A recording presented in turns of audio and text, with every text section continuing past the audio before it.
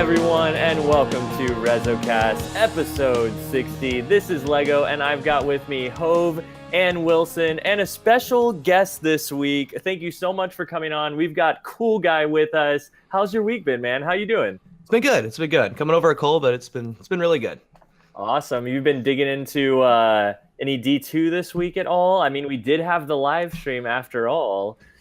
Yeah. Well, I'm not sure if you guys are having the same issue. A lot of people aren't online on my friends list. Yeah. Couldn't even get a raid going, dude. But I mostly play a lot of quick play a lot of Crucible.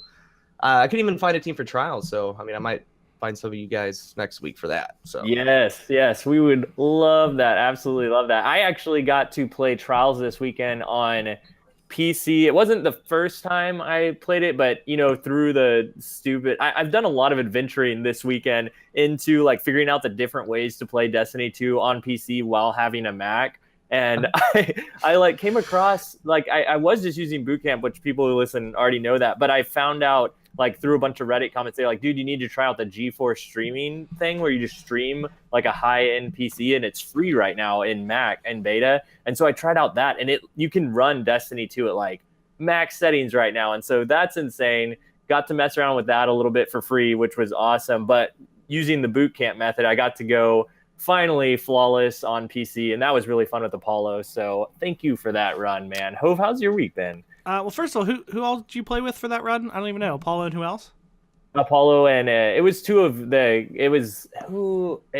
guys who like hang out in his Discord and Twitch a lot, and they're really cool guys. All the guys in that Discord. Well, my week's been good. I played a little Destiny. I didn't get into trials, but I just did some goofing around, like some quick play and stuff with some folks. Mm-hmm. Still been doing a lot of the usual, some PUBG and Lego. That's one thing you left out. What else happened in the last week? Oh my gosh, I know. I also, through that PC streaming thing, Hove got me to finally play some PUBG, and so that has been fun. And I got you. You're addicted. I said, hey, Lego, what are you doing? I'm going to play PUBG. Are you coming? Yeah, Lego, I'll come. It is very, very fun, but it's nice to have like other things to do whenever you have a break from Destiny 2 for a second. Go try something else, and it just makes it all the more fresh whenever you come back for a second. So I'm really enjoying playing some different things. Wilson, how's your week, man? It's been good, dude. I've been juggling PC and console, which is really hard. It's a lot to do, like when the faction rally was around, and had to do the whole Winding Cove thing on PC and console, and for one of Sam's characters. Oh my gosh, dude. Oracle. Yeah, so I was hitting that pretty hard. Got some more trials in on PC. Did a card with Gary Diaz, Lightbreaker, and Briar Rabbit. Oh, that's a good team right there. It's a lot of fun. Gary and Light with that hard carry, and then me and Briar just laughing in the background, goofing off half the time. Well, speaking of that faction rally, did any of y'all get any good stuff from that? Did any of y'all get anything? I know last week I talked about that Dead Orbit scout rifle that I was loving, but did any of y'all get anything? I thought you were going to say we had Executor Hideo on the podcast last week. We did have Executor Hideo on the podcast last week, so there was that. He's got a good sniper. I love that sniper from exactly. The sniper. Monarchy. Yeah, dude, it feels really good. Before that, I was using the Aachen LR2, that blue one. Uh-huh. And it feels very similar, except it doesn't have that little bit of scope sway or whatever, which isn't really a big deal to some people, but it's really nice. It's a good sniper rifle. The what else was really good? The submachine gun's not too bad from Future Warhol. I mean, it's no anti-ope killer. Yeah, but I tried it out. I didn't really care for it. I wish decent. I want to have an energy submachine gun that I don't have to trade a perk just to get it to 600 RPM. Yeah, I want exactly what I was a native one. For sure. That's why I use it. It's just a 600 in energy. So yes. Yep. Yeah, you have to put it. What is that called? Phase mag. Phase mag. Yeah, you gotta run that on it for sure to make it decent. But yeah, man, I'm just excited. We had some awesomeness happen, so I'm excited. Yeah, the live stream. Excited to get to all that. But before we get to the live stream and everything coming out with the Curse of Osiris, all the new info we got, we want to get to know our guest, CoolGuy here. Dude, thank you so much for coming on. And just real quick, if you just want to let, for anybody who may not have heard of you, what do you feel like your place is in the Destiny community? What can people find you doing? So I mostly make YouTube content. It's /CoolGuy tips. And, I mostly do tip videos. I do live gameplays. I do weapon reviews. And it all started with a tip video and a weapon review way back in the day. Planet Destiny picked me up. I was with them for a while with Holtzman and all them. I was really in the background, and I'm still really in the background, right? So I did that, and I enjoyed it. I loved it. My Crucible tip series, I did like 10 episodes. And the whole goal with that, man, is I'm decent at the game. I'm not the best. I'm all right. I feel no matter if you're a weekend player, a casual, hardcore, I just think no matter what, everyone wants to have fun in the game. So if you do a little bit better, you're having a little bit more fun, because it's not fun being somebody's punching bag. It's not fun going out there and not knowing what your mistakes are. So that's really what my channel aims to do. And we talk about strategy, things like that. And Destiny 2, following probably next week, maybe the week after, I'm going to put out my first Crucible tip video for that. And we're going to build off that. It's going to start very basic. Nice. And start learning a little bit about the game. Awesome, dude. Actually, that is how I feel like that's how I first heard about you, was through a Planet Destiny review thing. And I was like, dude, who is this guy? Like, everything was so well, like, all the way that you overdub everything was so well spaced and like easy to digest information. I was like, dude, this is perfect. Like, this Very is well so, spoken. and like just really like you did it in exactly the way that you aim to do, where you want to make the game more fun for other people, and it came across that way. And I'm like, dude, I want to listen to this guy. Like, I'm having fun just listening. Like, it makes me want to go play the game and play it in the style that he's discovered to play it in. Yeah, and I think I made a video on fusion rifles, Lego, and I think that's when we really started talking about it back in there. So. Well, the fusion rifle, that's what really, I was like, this cool guy, dude. Like, he has the clip for, I'm pretty sure, like, maybe one of you guys has, like, a video out there that's better. But as far as I'm concerned, the standard for farthest fusion rifle shot in Destiny 1 PvP has to be CoolGuy. That shot on, what is it, Floating Gardens? Floating Gardens. Oh, my gosh, dude. It was like, there's the spawn in the back, and there's top mid. I nailed him from top mid. Like, I hit every single bolt too, man. It was like full drop off, like 33 with the Saladin's Vigil, so I still killed him. Like, it was crazy. Oh, it was like a laser beam. Right? Just thinking about Saladin's Vigil right now. Okay. Well, Lego, I know the whoever it was, I think it was Jimmy, was weak already, but you know the one you had on Floating Gardens, was it further than that? He wasn't weak. Jimmy wasn't weak. It was so it was further than that. I was weak. I was the one Wilson who got mopped immediately up first. after. But Cool Guys is further. Like, mine's like from bridge to middle B staircase. But middle B straight to the spawn, that's further. It's really freaking far. And that's why I'm so upset Future War Cult didn't win, man. Why? I know. I wanted that fusion rifle. That Voop, man. We're It's a have to wait till next conspiracy. time. That's actually probably the thing I miss the most from D1 is our end of the night Private ridiculous rumble with fusion That was only very was a lot of fun. Oh yes, it was so fun, and we never got to get Cool Guy in there. I know. Maybe when private matches comes around this time, we can do something in D2. Which is a question that I have for you: is you were kind of known that clip got shared a ton. It's a crazy like fusion rifle clip that you're known for. What do you feel about fusion rifles in D? Like, obviously they're good, but is there one that you feel like, man, this one has the distance? This is my go-to for D2. Honestly, I just use the high impact ones. It doesn't really matter. There's the one that's the Plan C perk. I forget what it's called in this game, but essentially, shoot a little bit faster. But Yeah, just consistency, man. That's why I use the highest impact. is that Intel? Yeah. Mm. Yeah, Dude, I my mean, I've tried some other ones. I mean, especially since beta, the main ingredient, like it's not as potent. It's not as potent as it was. Like you can still get good clips with it, and especially if you get Rampage going. But Yes. I just go for consistency now. I just do the high impact. We know that the bolts are going to hit. We know it's not going to leave them one shot, and you have to waste another one. So that's what I do. I don't know about you guys. Yeah, I'm loving that Aaron Tell. Wilson, I don't think we've really got to talk to you about, because I know you like probably snipers more. You were leaning towards, is that what you've been running? I mean, it depends on the map, really, or like how potato my aim is for the day. But like, yeah, I generally like to snipe. I've had a lot of success with it last week when it was Javelin 4 with the survival.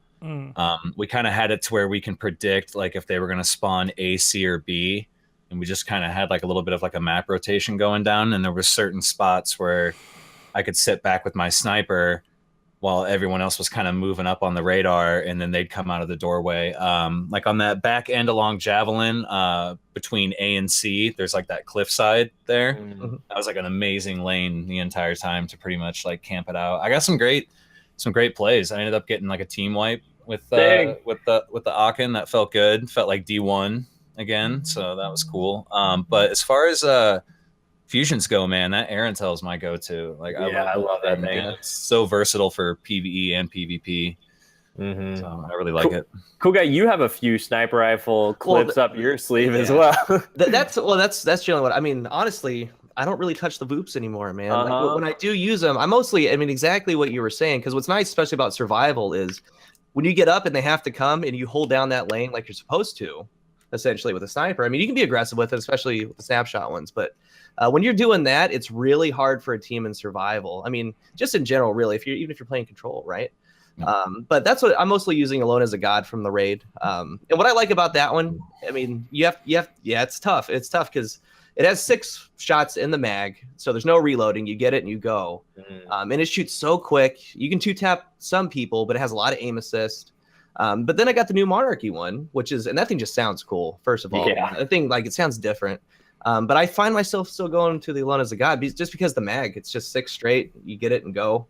I don't want to hold on to it. Bad. That's why I made that face. I was like, oh, this guy, he's got Alone as a God's really good. Man. Yeah, I heard it's it's probably the best one to go to if you're looking for like that D1 feeling in sniping. But and the issue with it, and a lot of people, it's warranted too. I mean, it can't res, right? It can't do things like that. It can't take out a super. It's a quick and go type weapon. So. Dude, who is res sniping in D2 though? Like, have you guys seen that? Even I haven't seen it in a single game yet. Well, I don't see people sniping. I've gotten a couple. I mostly only see it with Crafty because yeah.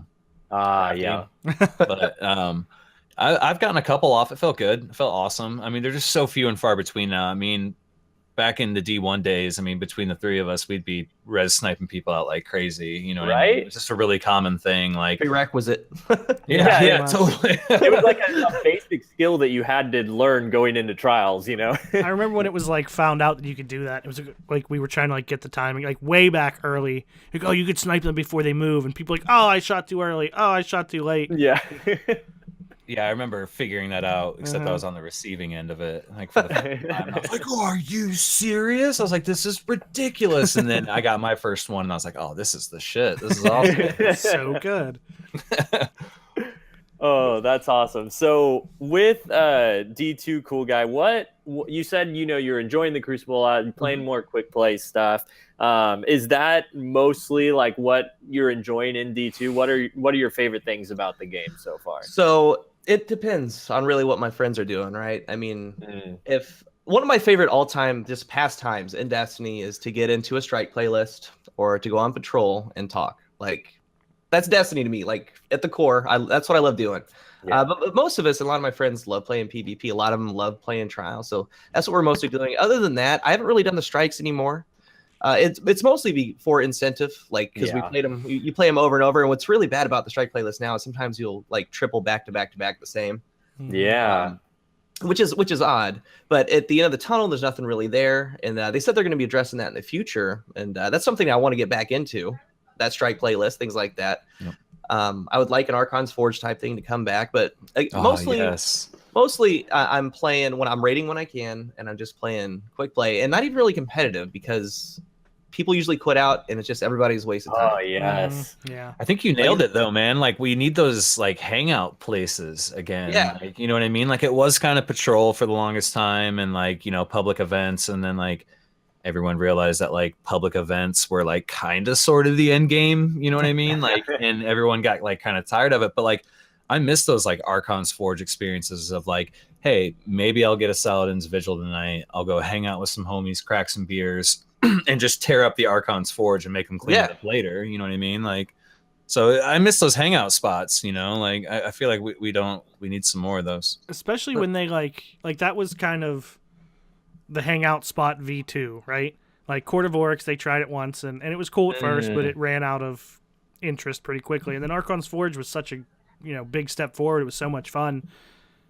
and then they just kind of like abandoned it, which I thought was weird. Like that would be something that, you know, like you said, it's a time killer. It's the kind of thing that we're looking for, something you can just do and try to get stuff and kind of grind for it. But yeah, and it's even a little Omnigul disappointing. too. Even Omnigul. Omnigul, yeah, just jumping Because in. even then, it's like you didn't really want to do it, but when you got 3 people in there and you were doing it, it wasn't that bad. And it was one of those, if you got it, you got it. If you didn't, you'll try again tomorrow. I mean, I had and a what was buddy that cool- refused to do that, and then we'd get 3 people together, and nobody else would be on, and he'd be the first one to go. So, do you guys want to go farm Omnigul? You know what I mean? Like, Are you gonna call him out right now? Because I'm curious. is one of the old Tower Life guys, Oh. Mustard Tiger, Oh. was one of them. Yeah, Nice. yeah. He for the longest time he'd get so bored of doing it, and then he'd realize, hey, there's nothing else to do. There's only 3 of us on.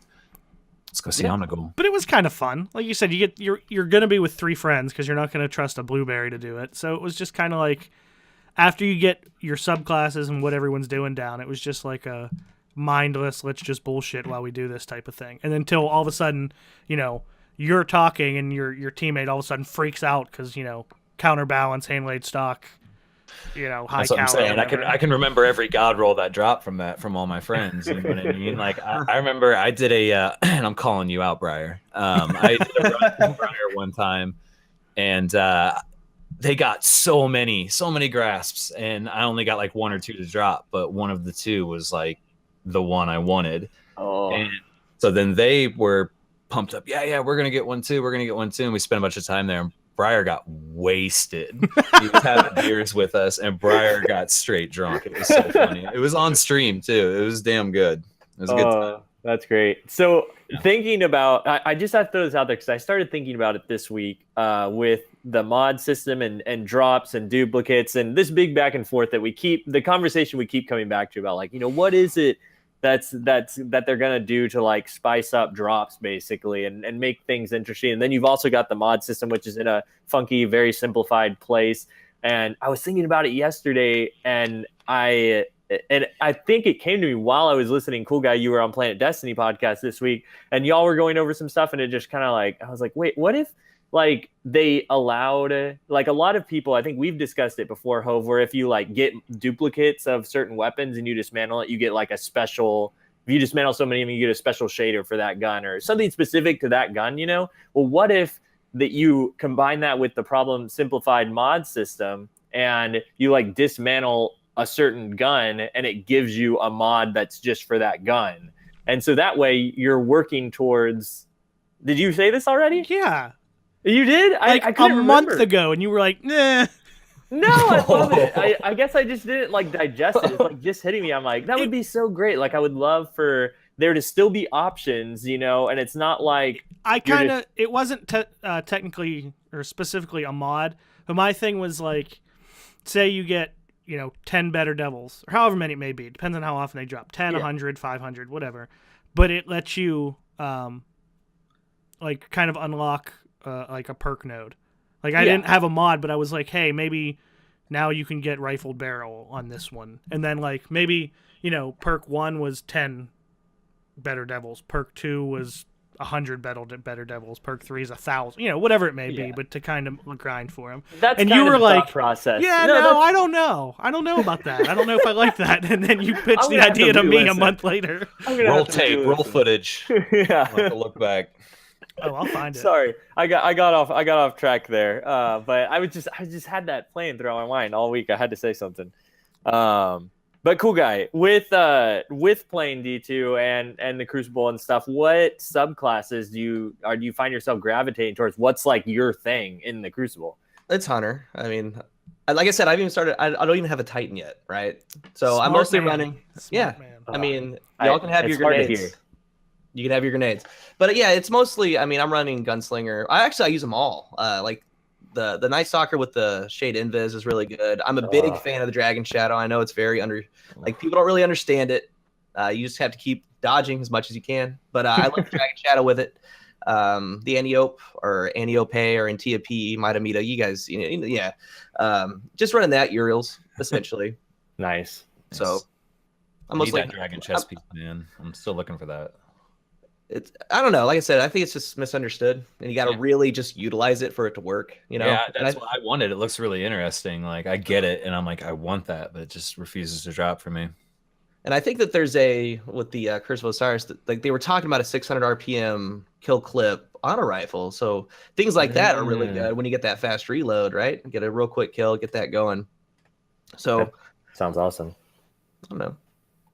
So that's one I should have known that Night Stalker was always your go-to, because the YouTube videos that you put out are like they kind of have like a taste of some of the Crucible scientists kind of people like flair to it, where you've got a lot of numbers and like combining perks and stuff with some of your stuff. Like you're like, hey, the scout rifle, you might not think it's good, but when you combine these factors, then it is kind of good, And so what are some of your things in D2 that you found like the hunter, part that you were talking about?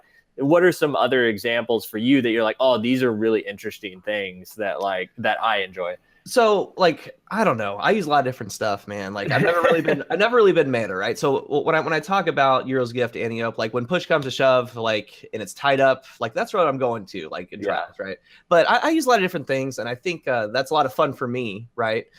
Like you could do like the Lucky Raspberry with the Arc Strider having 0 recovery. Like now that sounds ridiculous, but and my friend Cammy does it as well. So like you go in with the Lucky Raspberry, and you have ricochet rounds on the Antiope.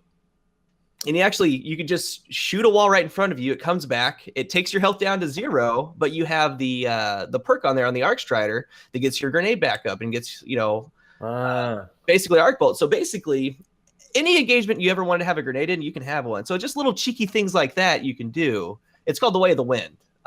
It's where you get low health and your grenade recharges faster. Yes. So you just kind of run up, ricochet yourself down, and then get your grenade up. That's ridiculous. Like that. And I always have the Alone as a God with me. And, I want to talk about pulse rifles real quick. I don't know if you guys are pulse rifle fans, right? And I kind of talked about it a little bit on the PD podcast, but it upsets me because there's the In Times of Need, or that Iron Banner pulse, which we have Iron Banner coming up again. Yep. Definitely get that one. I like it's that the one, most. It's the most consistent 1v1 pulse that I've used. Because as you start going up in the RPMs, you have the Inaugural Address, you have like the Nightshade, like those start having some issues in engagements, just because it takes a little, like as you start going up and up in the RPM, or sorry, lower, we start shooting slower. That's more time for you to get flown off with flinch, and the burst kind of goes off. The flinch or the burst delay is a little bit longer. So since it shoots so fast and it has Zen moment, you're constantly, if you get flinch, you can come right back to it. But the issue is and I'm going to say it again, it's as you start going and all the way to like the very slow, like Einstein D, what's the Graves one? I think that's one from 3 Graves. Yeah, so gosh. No matter what, like so if you have an auto rifle, if you have a Scath Lock or a Euro's Gift, you're kind of playing the auto rifle role. You're kind of running around doing your thing. You're playing the auto rifle with the Scout, whatever you have, Mida, Tango, you kind of play the Scout. But the pulse is kind of weird. Like you have to play really close with one and super far away and passive with the other. And as people get close to you, you're really at a disadvantage. But if you're close, it's odd. And like I was using the Inaugural Address, and the only time I use that is I find a teammate. I'll just spawn, and I play solo a lot. I'll find somebody and I'll just roll with that guy. And my whole goal is to get a cleanup kill, because I'll get a cleanup, reload, and get kill clip going. And then I really start shredding. And I have like, 4, 5, 6 back to back to back, kill clips just doing that. And that's like the only effective way I found that, because as soon as it, when push comes to shove, I need to win a 1 against the Mida, I'll lose. And that's not really my fault. It's just the way that the game's kind of designed. Yeah. And I wish that every single weapon played like that. If you were running a faster firing Scout, it should shred you a little bit closer, right? But people can still be far in the back and still do well. The Mida is just good at every range. But I think that's an avenue that they could kind of go with weapons in general. But the pulse rifle is the only one that plays like that. Sidearms, you kind of play no matter what range. If you're using, the maximum distance, the Vanguard sidearm, using that one, or like the Last Hope, you're still in the same engagement distance, doing the same exact thing. But the pulse rifles, you can't do that. So I will say on PC, Vigilance Wing with mouse and keyboard is absolutely disgusting. So the 5-piece, Adam? Yeah, just because of the way that the recoil works on PC, it's a little bit easier to control with the mouse and keyboard. You can successfully land all 5 bursts as crits, and it just That's gross. melts people. Shreds. Man. It's very gross. But I feel you, man, on the pulse rifles. That Iron Banner one is my favorite as well. I will go to it, and it is in a weird spot. It seems like it really shines in like mid range, and anything out past that or further closer to that, it's in kind of like a weird spot. Yeah. And it's weird too, because even in that close mid-range spot, there's things that compete with it so heavily in that area that it's difficult to use. I feel like you were talking about just going one-on-one against certain other archetypes. It's just really difficult for pulse rifles. And I don't know. I'm curious what they could do for that, because I feel like, you know, they landed at a good spot at D1, I feel like, with some pulse rifles, with like the Suros mid rate of fire archetypes. Like everybody loved their PDX, you Hawksaw. know? Or Hawksaw. Hawksaw, Yeah, exactly. Yeah. Like Same- even same outside. archetype, Even outside the pulse meta, when everybody was using Nerwin's Mercy, you know, even after that, people still loved their Hawksaw and PDX. So I fully expect them to get adjusted in the sandbox, man, when they start tuning. Like, that's the only thing I really think. I mean, obviously, Last Hope, right? I'm sorry, y'all. Like, that's gonna get it definitely needs buffed. Just a little bit. yeah. Well, I'm like, I really want to talk about some other stuff that because John Wisniewski just made a tweet earlier after the live stream about some sandbox like, he didn't specifically say anything, but it's like kind of hinting at some stuff, you know. And what do you say? I missed it. What did he say?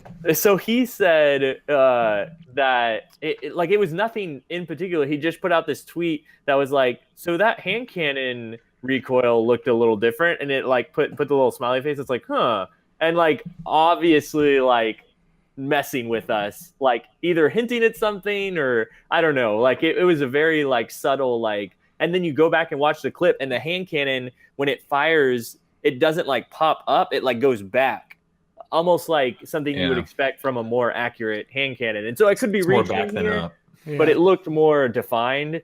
And I don't know, like we know that a sandbox change is coming with season 2, like they've kind of said that, and we know that it's coming when the expansion hits. And so I'm just curious what all is going to come with that, because they're talking about all this PvE stuff with the live stream, which we're about to jump into, but they haven't said anything about what changes are coming to the sandbox. Is that is that planned for one of the streams? A sandbox? I think it's the 3rd. Okay, I couldn't remember what the 3 were. The 3rd one, see, I thought the 3rd one was the gear you were gonna get and stuff, and that's why I was like, is it coming? So maybe they'll show some of it off then, though. I would love that. I hope so. I have a question for you guys. Yeah. Real quick, round table. Like, in a perfect world with the sandbox update, what would you like to see? Like rapid fire. It could be Last Hope. It could be Time to Kill. It could be anything. I don't know how they would do it, but I want snipers to make snipers great again. I just want a reason to use it. I feel like all the power weapons are unnerfed versions of themselves, except for snipers. I feel like they still have that ridiculous amount of from like year 1 type of. That's what So like shotguns feel like they did, you know, during their heyday, the Matador, the Fell Winter Lie. You know, you can hit someone from a good distance away with a shotgun, like you should be able to. I mean, let's be real, like.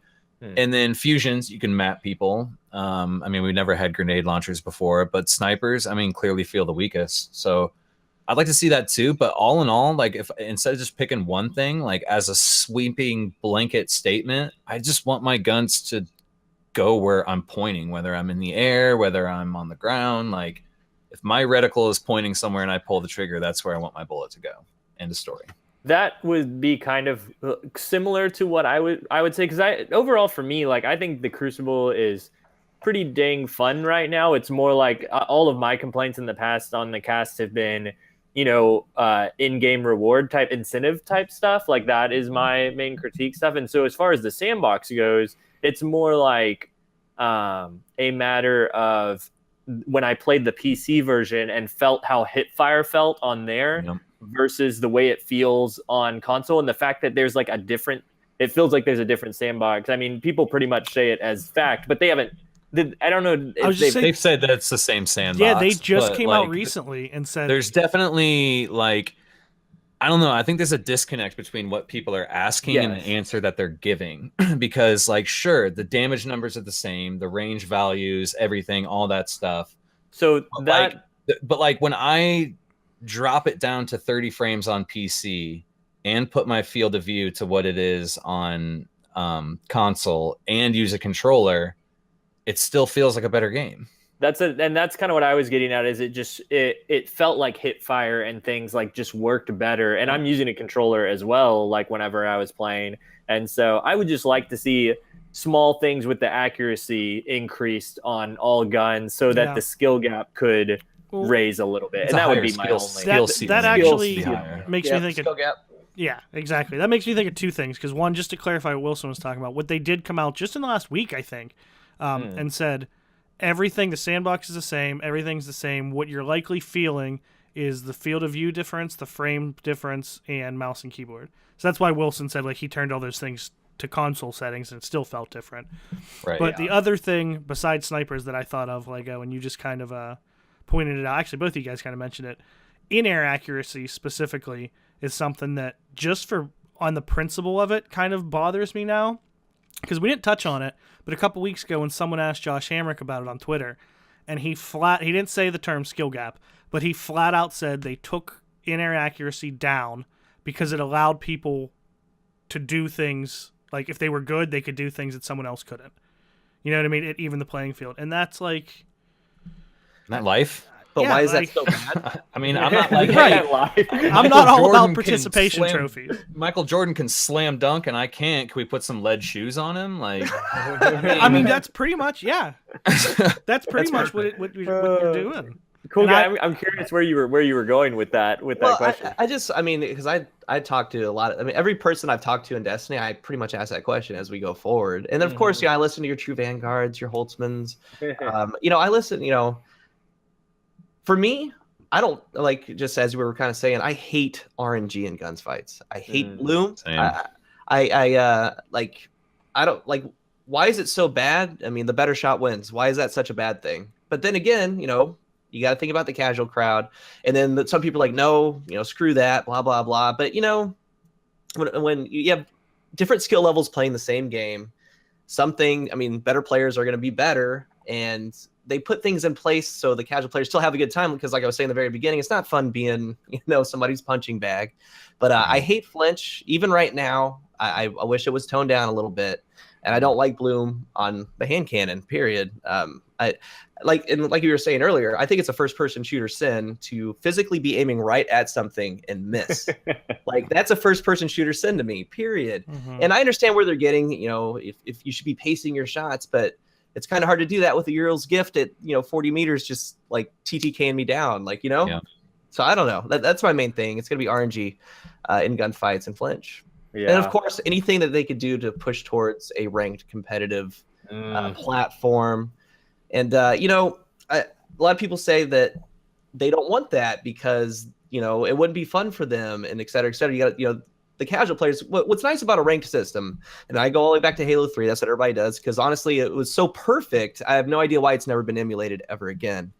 When you start off and say you get up to level 15 out of 50, once you get there, you play with other level 15s. And what's nice about that is they're the same exact skill level with you, and you could go down or up, but it's never one of those things you're playing against an MLG pro. Like, it's not, you never do that. Every now and then they pass through to get up to their 50, but you're constantly getting better at your skill level, and you can see you getting better with that number, 15 to 16, 16 to 17, and so on and so forth. And I think Destiny would be really, and it's Bungie's game that implemented that in Halo 3. And I'm with everyone, like, why can't we just do that? It might not be because they don't have that vision for the game. Crucible is kind of an afterthought that a lot of competitive players want that competitive thing, but that's not really what Destiny's about, per se. I mean, I don't know. Yeah. But I would like that at some point. I would like that too, actually. Do you think, this just kind of dawned on me, do you think, for as much as they've said, and they've started to kind of talk more about, Lars a while ago said, like, if the community wants to take it competitive, that's something they would, support, but they're not going for it. With them saying how they've always wanted it to be casual and they don't want ranked, even private matches took such a long time, do you think they kind of almost screwed themselves by making the gunplay feel so good. Like, if the gunplay didn't feel as good as it did, all these people who wanted to play competitive and wanted to play ranked and really like shooters probably wouldn't give a shit as much as we do now. Do you know what I mean? Like, I'm not saying they should have made it worse, but like, if it didn't feel as good, we've always talked about how good the gunplay felt. If the gunplay didn't feel that good, would these requests be there? Do you know what I mean? Yeah, it's just a part of the game, though. Like that's what makes this such a good game is the gunplay. So it's it's a hard question to ask. Well, no, that's my point. Like, if it wasn't there, people wouldn't give a shit that they wanted it to be casual. Yeah, I mean, people want to see this game succeed in a competitive form, as we all saw at Guardian Con. Yeah, with everybody's like, "Holy crap, this is amazing!" Like cheering, losing their minds. Like, it was hype. Yeah, it was fun. That was a really good time. Well, they had the MLG event, and that because Activision bought MLG, if I'm not mistaken. I think Activision owes, so that's the publisher. So I'm thinking they already have it in their back pocket. It just has to be implemented. And they did this 4v4 thing, and I'm just kind of on the fence. This is my deal with a lot of stuff in the game. Like, a lot of it's a great idea. Like, Hawthorne's a great idea. It's just poorly executed. Like, I like the whole, and I'm just gonna kind of go off on this, like, the Clan Ingrams, right? We have the Clan Ingrams. Yeah. Like, that's cool and all. Like, for my wife, like, she comes back, but it gets to the point where she's gone for 3 weeks, but she comes back and she has the 3 or 4 main weapons. She doesn't even want to do it because she's good. Like, she doesn't even, she already has everything. It's just kind of poorly executed. The 4v4, and I love Destiny's PvP, and some of the maps wouldn't really be good with 6v6. I don't think the map would really flow well. Yeah. But there could be some changes there. Even if they did 6v6 again or 3v3, I think 3v3 would play a lot better on a lot of these maps. But I don't know. What do you guys think? Yeah, I'm with you too. Like, I feel like I want different multiplayer type experiences, PvP in particular, like you're talking about, and that would be great. And with the ranked thing, that was something that I feel like it's already there. They're just with competitive, we have a quick play and competitive, and I never even go to the competitive because I know either people are going to leave or lose or whatever. Like, why not just make that a ranked? Like, it already is ranked. It's just not visible, It's funny to me, like, anything that you provide a score in and have 2 teams or multiple teams go against each other, that by definition, like, you're creating competition, right? So by nature. Why not embrace that? At this point, if we're going to just take out everything that can make a really talented person with good hand-eye coordination better, then why don't we just, hey, Crucible's just going to be 5-minute games. We don't keep score. Just have fun. Just shoot each other. It doesn't matter if you win or lose. Do you know what I mean? Like, score is just one step towards, like, ranks and competitive and everything. Yeah. I see what you say. I don't know. And by the way, disclaimer, no, I don't want them to take out scoring and just say go run around and shoot each other. That was facetiousness there. But I want some Rumble back, man. I'd like Rumble. I'd like ranked playlist, and then like ranked like team-based playlist, and then like a ranked like Rumble playlist where like Mayhem. You know what I mean? Yeah. Maybe even Mayhem, I know. That would be so great. Well, and that's one thing that's lacking from the live stream, which I want to jump into here. But because there's lots of PvE stuff that we found about this week. Doesn't Mercury look cool, man? Dude, it looks fantastic. so freaking good. Yeah, Beautiful. I love it. And just that opening cinematic, like what they start with for the game, which I was hesitant. I was like, do I want to watch this? I mean, I kind of have to, but like, I don't want them to give too much away, but it was just the perfect amount. And the way that they started it too, and the VOG like setting, I was like, oh my god, this is so freaking cool. Yeah, that cutscene. Can we talk about that cutscene? Can we talk about that? Please. So yeah, it had what was it? It was a fire team in the Vault of Glass, and they were and that's my time travel noise. Shit gets screwy when you add time travel in. So anyway, it's in a place that appears to resemble the Vault of Glass or whatever, and it was a fire team getting ready. And all of a sudden, everything freezes and the gate opens up, and homeboy Osiris steps out, which we've all heard so much about, man. Like, I am freaking pumped to know what the hell this dude's been up to. Is he going to help us? Is he going to hinder us? And what the Vex have been up to. Because when he comes out of that gate, he catches a glimpse. What did Deej call it? The fidget cube? The fidget, yeah. Yeah, the It was fidget kinda cube, like- you know what I mean? And his ghost is talking, it has like a personality and it speaks like our ghost, and she sounds badass. She's hilarious. Like, Yeah. but he messes with that fidget cube and he gets a vision of what the Vex are have been ultimately trying to do. And he's got to bounce out of there. And it was just the way it was put together, it was really cool. Really excited to know what the hell is going down, because the nostalgia factor alone for that cutscene, because the Vault of Glass music starts playing, and I realized, like, second view, and I was like, well, the first view, and I was like, is that the Vault of Glass music? Is that Vault of Glass? Like, you like start questioning yourself. Fatebringer? I know. I had a Fatebringer. Well, and the best comment by far that I saw, it was like number 2 on Bungie's YouTube like recap of it, and someone just wrote, they were like, actually, you know, if this plays into our timeline, it would make sense for all the Vault of Glass glitches we've ever had. You know, it's just Osiris and his ghost coming around flicking a bunch of stuff. That makes so much sense now. Mind blown. Bungie didn't have glitches. It's just Osiris. Right, Crota? It's Osiris. Yeah. Yeah, It just- maybe a little Tolan sprinkled in. I don't know. Oh my gosh, yes. Which I was so excited about until the girl who was doing all the story explanation for the whole stream was like, actually, that's not the Vault of Glass. It's like a simulation of all the potential outcomes of the Vault of Glass, like past, present, and future. I was like, oh my gosh, like this is mind blowing. It makes me so excited for this expansion overall, because the Vex, like their theme for the whole expansion is like for it to be like mysterious, you know, and I love that. Like, well, apparently they've been waiting for the Traveler to wake up. Is like, so we don't even, this whole time they've just been kind of chilling, waiting for him to wake up, and we think like, you know, they're up to, of course they're up to no good, but we've never really known what. And then now we realize that, I mean, man, what the hell could they be up to, man? That's some shady shit. Some Vexy shit. That's shady. Yeah, I don't know, but like CoolGuy said too, like Mercury itself as just a social space looked pretty freaking rad too, and all the different versions of it too. Past, present, and future, it all looks pretty awesome. At first, I was like a little like, I was like, I don't know, is it look kind of small? Like this is the main social space with there's the lighthouse and the gate that goes to the infinite forest, but then they. A lot of, you know, YouTubers got flown out to like try out some of the events, and watching some of their clips of the first story mission, they didn't show any of the cinematics or anything. It was just like some, hey, walking around this area, and it's not all in the same area. Like it's story missions that take you throughout Mercury, and it looked really awesome. Like it looked like pretty spread out and not, you know, this is this small claustrophobic space we're giving you or anything like that. So I'm excited about it. Go back to the lighthouse. It looks looks a little different. Looks like, you know, they've brought some decor in and kind of set up shop. So it was cool to see Brother Vance again, and it'll be cool to go back there. But does he still have his iPad?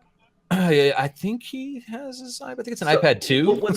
What I hope that they do is, you guys remember walking, you know, you fly into Mercury, you see, you know, the sun, but you go in and there's those weird paths that it looks like Vex, right? Like little white bounced off of it. Yeah. I hope that they use the same exact social space, but that actually goes places. Like, yeah, because that was the one thing. Like everywhere else those showed up in game, it's because they were for like they were put in there by the devs as like a to block you off from going somewhere that was there but not supposed to be accessed yet. So all through Destiny, I was like, oh well, they're gonna open that up because clearly there's something there, or they just would have put a normal ass wall, and then they just never did anything, which is weird. So yeah, that'd be cool if we got to like check all that stuff out. Well, I think what we saw when they went into the Endless Forest part was just like the central hub to past, present, future, or whatever, you know, all the different timelines and stuff. Were any of you guys surprised that there were no trees in the Infinite Forest? I wasn't, because the Vex are all about their metaphors. What was that strike with Asher where they talk about like the big lake and there wasn't a lake? Yeah. Like, so that's kind of what I was thinking. I was like, there ain't gonna be no fucking trees in this. Really gorgeous, man. They had the one that was like pristine, and then you look over to the right and it was all trashed out and had like red lightning going around it, and that was supposedly like, you know, the future that they were working towards. Yeah. I can't wait to go in that one, man. They showed that concept art of all those little red lights, and they're like, each one of those is effects, you know what I mean? And it was just every square inch of the artwork was just Vex eyes, you know what I mean? So It's gonna be a pretty hostile place, cool place to jump into. Yeah, well, let's talk about the Infinite Forest for a second, because I thought it was really interesting how they said, it's randomized when you go in there, but it's not procedurally generated or anything. It's just they've like hand built all the graphics, and then it's will be different and randomized every time you go in there. And you could kind of see that when they were in there and walking through, and these platforms were appearing, and like, I don't know, like I'm so curious what it's going to be like playing that, and what they have those trees that let you go past, present, and future, but I don't know. Like I can't wrap my mind, or like we haven't seen enough to really see what it's gonna be like. I just know that it visually looks awesome, and the fact that you're like, it looks like you're in the sky, but you're inside the planet is where you really are, because there's a ceiling. Yeah, that's trippy. That's like really mind bending right there. Like that's cool stuff. I'm excited for Bungie, man, and I'll explain. Because for me, I'm a big Halo fan, and Bungie to me has been gunplay, number one, and number two has been storytelling. I mean, Joseph Staten way back in the day with Halo, and of course Staten isn't there anymore, but we had this start in Destiny 1, and we started seeing it with some of the DLCs all the way up to Rise of Iron. You started seeing a lot more story, and I think you saw it definitely in Destiny 2, and I just think they're going to keep ripping it out with this DLC. So that's why I'm really excited too. And with Osiris, we talk about the past, present, and future. I really hope they use him as an avenue to go talk about some of the stories of Twilight Gap, things like that, because that's something that they can utilize, and I hope that they do. But I think it's good. I think it's going to be good. That's actually something that obviously, we'll get to this in a minute, but obviously we found out what, new raid content is this time. But that kind of makes me think of one of the things that I thought would be really cool. Somebody talked about time traveling, and it made me kind of formulate this. But, a lot of people had thought maybe it's a horde mode type of thing, like a better Prison of Elders, like an older horde mode.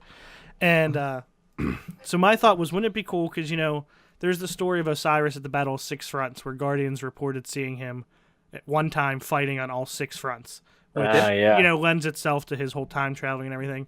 What if like that had something to do with like a horde mode type of thing, where like you got taken back there and you were fighting on all six fronts? Do you know what I mean? And that like incorporated the horde mode thing. That would be really cool. Do it, Bungie. Yes, please. Right? All of it. So then that satisfies like lore. It satisfies people that want a horde mode. You get to, like, I don't know. I thought that would be really cool. So that's why you get like 6 different places coming at you because you're in all of them at once. And I don't know. I thought that'd be really cool, man. Because I'm a lore nut. I love all that old stuff. Like, well, that's one thing. I read Destin Legary's review of Trials of Osiris, and while he was a little down on the story, he said it just kind of ended. He said without giving any spoilers. What's that? Curse of Osiris. What did I say? You said Trials of Osiris. I mean, somebody had a trial somewhere. Whatever. Curse of Osiris. God damn it! What was I say? Oh, you alpha nerded him, and now I don't know what's happening. He said there were a couple really big lore payoffs for lore fans. Oh, nice. So I'm down with that. Dude, that sounds awesome. Then I think CoolGuy's got something going here, like going back in time and seeing some of this stuff. And with that one you just described, Hove, I'm like, that's perfect. Like if we go back in time and see that, that'd be amazing. Experience it. Somehow narrated by Bife. Right? I wonder if that's how we're gonna get some of those pieces for those weapons. Remember there was like that glyph chart where they had like all those like Vexy type weapons where it had like the mind fluid like kind of channeling through some of it. The reforging thing?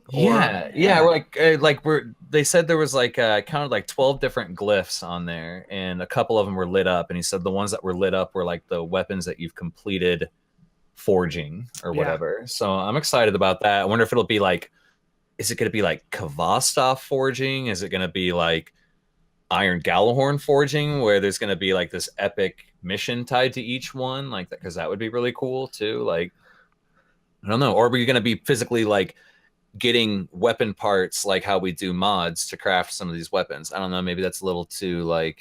That's what I would want. RPG. I don't think that's what I mean. I'd want a story too. Either one's cool, but I just want more to do with the mod system. Is really what I want. You have to physically build the weapon at your house Send it back to Bungie. They Outbreak approve Prime it. difficulty. Yeah. Oh my For god. every Okay. gun. That comes man. year 3, Destiny 2. You get that kind of stuff. Dado will be thrilled because his fucking YouTube channel will have 12 million views because no one will know how to do anything again. It's true. He's cornered the market on math. It's incredible. But I don't know if, speaking of the weapons, I don't know if you guys saw, I didn't notice it because I didn't get to watch a lot of the stream. I was at work, but I just kind of watched the, or read some of the text recaps. But I believe it was a non-pig. I don't know if you guys know him. He's one of the hosts of Destiny Lorecast. And he had tweeted out something that, some of those weapons, kind of like the Omelon weapons, had like the Omelon fluid in it. Some of these weapons looked like they had the radiolaria, whatever. Yeah, for sure. Yeah. And what he pointed out was the one picture, it looked like they were Minotaurs with white shields. He was like, do you think that'll have to, like, almost like a new element type of thing? Wasn't the white shield thing like leaked recently? I don't know. I swear there was like some audio files that were leaked, and there was something about Ikora talking about Void, Solar, and Arc. I grow so tired of the 3. Have you ever wondered if there was like a 4th? Sounds That like would something she be- would say for sure. Yeah. Like I grow tired of all 3, and like so people, which that could just be random fucking banter. You know what I mean? Like when you're in that area and like all the NPCs kind of talk and do their own thing, that could just be random banter because that sounds like something that she would say. Or You know I mean, what? it could be that. I don't know. think there's any totally random banter. I really don't. Whether they pay off some of the stuff, I think everything those NPCs say is something legit. Juicy. Yeah. Yeah, I did notice that, but I didn't think anything of it. I was just like, oh, that's weird. They're white. I can't tell what damage type they are, and I just didn't think anything further than that. That's interesting. Well, there was that one mission. It's an adventure on Nessus, where you're down in like some Vex area, and you have to basically step into a rift and get some sort of empowerment to take down a Minotaur with a white shield. Yeah, I do remember that. Could be that. Could be that. It's because you didn't do the adventures, Hove. Yes, You're not I did. adventurous. You're not adventurous. I just want You to don't shoot adventure with me anymore. We used to be like Lois and Clark, like just out there. Well, more speaking, like Lois and Superman. Fair enough. Well, Fair with those adventures, they said with the lost sectors this time, they're not actually showing up on the map until you've completed the campaign, basically, for the expansion. They So there's shouldn't show up on the actually- map at all. They shouldn't. I They're not agree. Like, lost if they're on my map. They've been found. point. They're found sectors. yes, I agree with you. But at least we have something. At least we have a chance to go out and explore and not just have them, oh, here it is. I can, it's like given to you. We can put everything on your map except where your teammates are. Whoops. That would actually be a good one because there's like so many times that like you think someone's like way off in another area and they're actually just over on the other hill because you don't really have that depth perception with their name. You know what I mean? Like how far away their name is. So I would really love to get some other player indicators on the map. Even just little blueberries running around. I just Like, want to that shoot would be- Vex milk on people. That's well, not maybe you'll get metaphor. that. There it You'll get is. Like a Vex milk, like a Vex milk cannon. Yeah, right? Oh, that sounds like an amazing exotic. It would be like Cold Heart, but it'd be like a Vex Milk Super Soaker. You have to like Hear me pump out. What if it. it just Then you pump, yeah. No. not even like a super soaker? What if it's just one? Oh my big- god, wait. It'd be like a shake weight, and then it would shoot Vex Milk. All right. Or we What got if it was in intervals and then it did like AOE damage and it was like on the ground, and if they continued to run over it, they do damage to them? Like Here's the deal, though. It does damage you over time, like Thorn. Like that's what's going to end up happening. We don't want that again, right? So, I mean, I don't know. Recovery is already too low on the arc. Exactly. We don't need Can't that. be having That's another Thorn. thing too. They need to fix the recovery on hunters, man. It before they ever gives think about you bringing faster Thorn. recovery. You shoot your teammates with the Vex milk. It's like good Vex milk. It Oh, heals it's like them. it's like Anna. I was just gonna Yeah. say that. Yeah. Marcus is gonna love that shit. Did you guys see that image a while back of that hunter jumping through the air and it looks like they're holding Thorn? What if it is like? What if it's Rose? What if it's Rose? I'd Oh, love that's that idea. Feel. What if it does have like to where if you're shooting an enemy, it has an explosive round effect, but allies nearby can kind of get some like some heal action off of that. I don't know, some recovery maybe. Maybe That'd be just- awesome. Even if it's as simple as immediately starts recovery. You know what I mean? Because it Yeah. takes an hour. I mean, you don't have to like shoot your team with it. Like you have to be doing damage to the other team, and teammates would have to be in proximity. Like it would be very niche or whatever. Like, Well, Niche. I'm low key a real big fan of that Rat King like philosophy. Like doing something like that, if you all ran it, something like that, I think that stuff's kind of cool. Yeah. We can definitely get Rose back because, Osiris, time travel. I'm telling you, everything's Anything's possible now. Anything's possible through warlocks, really. I mean, there's all kinds of cheese through warlocks. You can eat your own grenade. I mean, you saw that one coming? Yeah, I know, right? Did you guys with the Vex milk guns? Like, did you guys see? I'm not bringing it back to the crazy Vex milk gun, but there is fluids coming out of that hand cannon that they first show on stream, and it looked so cool. All the gear and armor, like they show off in the This Week at Bungie, like the header image shows like some of the Titan. I think Warlock, maybe it was Hunter, but for sure the Titan armor. I was like, oh my gosh, like that is it. That looks so cool, and so I'm super excited for that and where that gear, where you even get that gear, like from. I'm excited to see what I need to do to get it. That shows your bias because the Titan gear was lame. Dude, it was awesome. I don't know what you're talking about. Did you see the This Week at Bungie, that post? It looks so cool. Meh. It's all about that hunter cloak, man. The hunters look good, yeah. The hunter does look really cool. Wish we lived in a society where it was acceptable to wear cloaks, because I would totally wear a You hunter could definitely cloak wear a cloak, man. Yeah, you could. You'd be also looked at like a fucking weirdo. Like if I lived in like Japan or something, it'd be totally cool. Oh, guy's wearing a cloak. Like not a big deal, but you're a weirdo here. Whatever.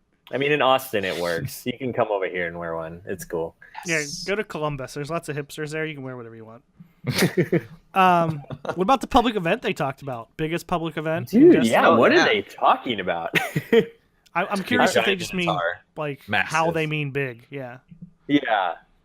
It's gonna be a massive Minotaur. I swear there was like a Destiny 2 before the game even came out. There was a little clip of 3 Guardians jumping towards a Minotaur that was like bigger than any Minotaur we've ever seen. Like bigger than the Gatekeeper, bigger than any of them. And I haven't seen that in the game yet. I mean, it wasn't the Hobgoblin boss at the end of the strike. Like he was pretty big. So I mean, maybe Atheon kind of just like a Minotaur. Kind of, but it looks even bigger than him. Like the scale of the Guardians jumping at him, like this thing looks like 3 times bigger than Atheon. Listen, if the public event boss is bigger than Atheon, we can forget Endgame because public events are still the Endgame.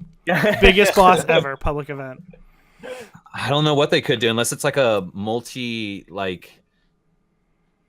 like not just like heroic, but like there are like multiple stages, like where each stage nets you like a reward. That would be cool. That's kind of what I was thinking, is like a multi-stage or like it had some sort of puzzle aspect to it or something where like, like how a lot of the stuff with Vex and with Mercury has to do back and forth in time. What if in the public event you get teleported somewhere at some point during the event or something like that? I don't know.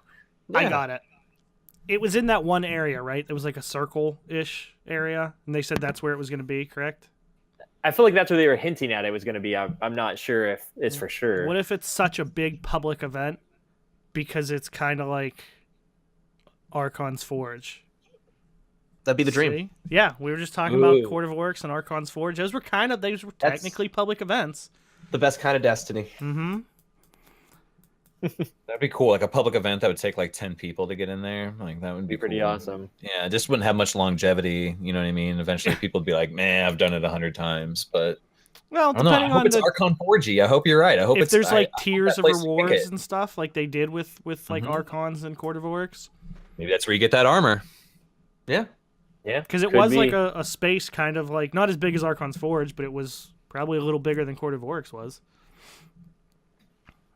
I don't know. We were just talking about missing that, so I'm just crossing my fingers. As long as I can get that selfie emote and take a picture with everyone, I'll be happy. Did you see that thing? Yeah. Dude, I did. Oh my god, I want that so bad. It makes like, hey, we made a lighthouse run with my friend for the first time. Let's get a picture. It makes that so much easier. Does it actually take a screenshot? Because that would be even better. It's comes back. Well, I mean, you can take the screenshot. You know what I mean? Well, that would be amazing, though, if it just saved the screenshot. It just did it like on its own. Yeah, that'd be really cool. The public event, this whole thing is just like, there were a lot of people complaining that they showed too much. Like, I feel like they showed just enough to pique my interest. You know what I mean? Wanting more. Like, if you've played Trials of Osiris or watched somebody stream it, you've seen the lighthouse. You know what I mean? It's like that wasn't really a spoiler. Like it was, it's obviously our new social hub. But man, I thought it was just enough to kind of pique my interest and want more. And I'm very excited. And I can't wait there's still 2 more streams to come. I mean, like, and yeah. I can't wait to see what sort of info explosion comes out of it, adjusting the sandbox or, I'm assuming season 2 is coming with. They said season 2 will launch at the time of the first expansion. So, yeah. Boom. There's so much stuff changing with Iron Banner and all that with season 2. Making a better game as we go, man. I love it. Yeah. And I think what's, hopeful about all of that is I would think very, very little, if anything, that's changing for this DLC is in response to the TWAB a couple weeks ago where they said, we know these are the problems you're having, we're going to work on them. Because that just ain't enough time. Like, these are things they were already like, we're going to do this. You know what I mean? So they were already kind of moving in that direction. And speaking of piquing interest and being excited about it, I did run a poll this week on Twitter, on the REZOcast Twitter, and I'm pretty happy with the results. They're very positive. The question was just, what did you think of the first reveal stream for Curse of Osiris? Looked great, can't wait. I didn't mean that to rhyme, but it did. Poet didn't even know it. That's right. Meh, kind of cool. Not impressed. I wanted more. Or who cares? I'm done with Destiny. And 62% were at least kind of cool or it looked great. I can't wait for it. Only 15 weren't impressed. They thought there should be more. 22% said I don't care. But 30 and 32 were the split between really excited and happy with it. So after, as negative as some people have been, as down as a lot of people have been throughout the last few weeks, it was good to see, a majority of people excited about it. Yeah, I kind of want to address that. Like, there's a lot of like antsiness in the community about, people's friends lists disappearing and stuff. Like, I mean, this happens in between when, what do you want to call it? Like a lull in the Destiny content. This happens all the time. They're going to make changes. People are going to come back. And when you see all your friends playing and have a good time, you're going to want to have a good time too. And if you don't, that's cool. But like, just give it time. I mean, like, everyone will be coming back eventually, and they're definitely addressing a lot of the issues that some of us hardcore players and even casual players have. Like, it'll be all good. Just like, December 5th rolls around. Hopefully that'll be like a good start to a lot of these changes that we've been wanting. It's a marathon type of game, not a sprint type of game. Absolutely. And, well said. Like, there was, like Eris Morn, like, because things I think of when I'm playing the game, like, because you see the Taken, you're like, why is it Taken? Right? But then you're thinking, okay, like, they don't really have a leader now, so that's going to show up at some point. It has to. And then I think that's where we're going to see Eris Morn. So all that kind of stuff excites me. And like, that is exciting. As I was talking earlier about, just Bungie storytelling, like, I'm glad that that's going to be a focal point of Destiny. Like, it's huge for me. Yeah, I mean, the lore is just crazy deep, and there's so much going on. And you're right, like, not only because the Taken are there, so that something's going to happen, but they have had so many references to Savathun, Oryx's sister. That's going to happen at some point. I hope it's not, like, next, but, it's going to happen. I kind of miss the Hive, man. I don't know. You already missed the Hive? Jesus. A little bit. Like, and hear me out. Like, as far as, like, don't get me wrong, like, the Vex area is, like, the most beautiful area in the game, in my opinion, currently, is that Pyramidian Strike. Oh, dude. It looks so good. Definitely gives me, like, a Dreadnought, like, way open in some sort of unknown space. But the Hive, like, in general, like, their character models and, like, their magic and stuff, like, looks so beautiful in the game right now. Like, all the, like, runes that they have down, or, like, those traps, rather, like, all their particle effects and stuff just looks so awesome, man. Like, I want to see more of that. That big Streaker Strike, that was amazing. It was really cool, and it's terrifying, too. Like, I feel like the Hive scare me a lot more than they did in Destiny 1. Like, despite, like, all the lore behind Destiny 1, and, I mean, Oryx was pretty terrifying, at least from the Book of Sorrows. I was like really terrified, but not as much in game. In game, I'm terrified of the Hive in Destiny 2. I felt you're scared of spiders too, so Me too. I hate spiders. Fuck that. But I don't even know if he's scared of spiders. No. But like before, like they kind of mention it in game. The Vex are scared of us because it's the only thing in this galaxy that they can't. Our light is the only thing that they can't replicate. Before that, it was Oryx. They couldn't replicate what Oryx was doing either. So like he's a the Taken and the Hive and all that stuff. They're a big deal. Like they're scary. So Darkness. Or whoever. Yeah, I'm excited. I'm excited for another Vex raid, though. Don't get me wrong. Like that. I mean, it's been forever. I mean, it's been since Vault of Glass, so it'll be good. This is totally off topic, but you mentioned the Pyramidion being the best looking space. You think? Kind of two-parter. Just in Destiny 2, or are you talking throughout the Destiny universe so far, Wilson? What, where they look the best? Yeah, like your favorite best looking area. In Destiny 2, I feel like they look the best. What's the best looking to you space so far in all of Destiny for everybody? Because there's one that always stuck out to me. The Pyramidion. So it wasn't just Destiny 2; it was all of them, all of Destiny. I mean, the lighthouse was pretty cool. Like Mercury was pretty dope. Like, I don't know, it's a tough one. Like everything just looks so much better in D2 though. Like all the graphics are so refined, more polished. A little bit more polished. Like I think my favorite was in Rise of Iron when you went underground and there was that giant cavern with the big diamond thing. Like that huge, was pretty freaking cool. That was had that No Man's Sky vibe to it. That big awesome. Red diamond. Yeah, that was a pretty cool spot too. Yeah, the floor. Right before you drop down into the final Wrath of the Machine encounter, there was like the disco floor. Yeah, dude, they did so good with that. The visuals, it looks so cool. Dude, CoolGuy, what would yours be? It's it just kind of picture it in your head. All right, it's so simple. On all of Destiny, even Destiny 2, is Destiny 1 when you drop down on the moon and you look up in the sky and you see the satellites. That's my favorite visual in the game. It's pretty good, you man. You see some planets, you see shooting stars. That's my favorite. It's relatable too. You know what I mean? Yeah, 100%. Yeah, I hang out on the moon all the time. Right on. I think he never takes me anymore. I think that mine is the Solarium, like on Titan. Like when you go inside that area, that's just like basically the research facility area, and it's like a mix of that movie. I mean, I've talked about it on here so many times, but it really feels like a mix of like the movie Passengers, like that sci-fi, like there's trees on this spaceship and stuff. And then you've got it mixed with all the Hive, like really dreary, like almost feels like you're in the movie Alien, and just that in between phase of like, this looks really pretty and with the colors and stuff. And then it just looks terrifying in these pipes and the floors moving and, it's talking about the mission where you get in, not the tank, but it's like the bulldozer. Yes. And at the very end, there's like a, it kind of has that infinite forest thing where it looks like you're on a planet, but you're actually underground and there's like a ceiling and all that stuff. That is a pretty beautiful spot, actually. I really liked looking at Sector 618. That's my favorite. Right. I'm sure you did. No, you didn't. You like looking at it as you pulled up your ghost and left the game and said, see ya. I wasn't one of those people, Lego. No, I didn't do it either. But it feels like something you would do, so I just had to say it. Never played it. You never? Oh, that's right. Listen, be thrilled. Be so happy you never had to play it. Do you remember when we had Chad Lantis on here, and he said they call it Sector Dix 18? I've heard it called worse. I forgot about that. Even watching gameplay, I'm like, nah, I'm good. Yeah. You guys can keep that. You can have that.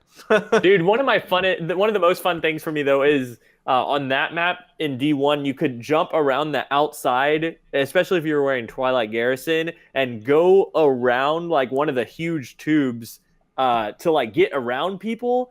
And no one ever knew what you were doing. And it's all from just watching a bunch of Ninja with Noel and all those guys that like knew all the out of map moves and stuff. That was so much fun. I do miss that. I ran into him one time in Trials on Asylum. And he was just, all of a sudden, we all like died. We were like, and he was like up on like, there was like a rope across the map. And we were like, what? But the only good thing about Sector 618 was running either Uni Shotgun or Uni Fusion. Because that map was so small, you could just be the ultimate scumbag. It was so good. I really like No Land on that map. Get off the podcast. Click. I gotta go. Well, a second ago we were talking about raids, and we did get all that new information about the new raid content. And so the new raid content, what do you think about it? It's like not, a new raid, like completely different thing, but it is new, like a new boss, new challenges within this raid like area that they've created for us within they call it a raid lair basically. And they listed out they said a bunch of things about like it's gonna have challenges, gonna have prestige mode, like a big boss that's different than the one that you fight in the normal raid. They said you're gonna die a lot, and they mentioned that it's like different than the normal raid in that it doesn't take as much time. It shouldn't take as much time to do, basically, is what they said, because they were like, maybe tonight you're feeling like a shorter raid and you go do the raid lair instead of the other raid, and so that made it sound like it's a little shorter. But what do you guys think about it being on the Leviathan still? It's huge. It makes sense. Yeah, the way I kind of took it was like it was new areas that you'll be doing these encounters in. So it's new areas, new encounters, new bosses. It's below the palace. It just happens to be on the Dreadnought. I mean, I don't really see, like, there's been some people that are complaining about like that they're not Dreadnought, the World Eater or whatever. There's some people complaining that it was still on the World Eater, and if it's in a new space, it's new encounters and new bosses. I mean, that sounds pretty close to a new raid. I mean, do we really have to go somewhere else like to set that illusion? Like, I mean, yeah, eventually we do, but it's just perspective, man. I don't know if it's new space, like like if we're not going to the pleasure gardens, if we're not going to the baths, if we're not going to Callus, I'm agreeing with you.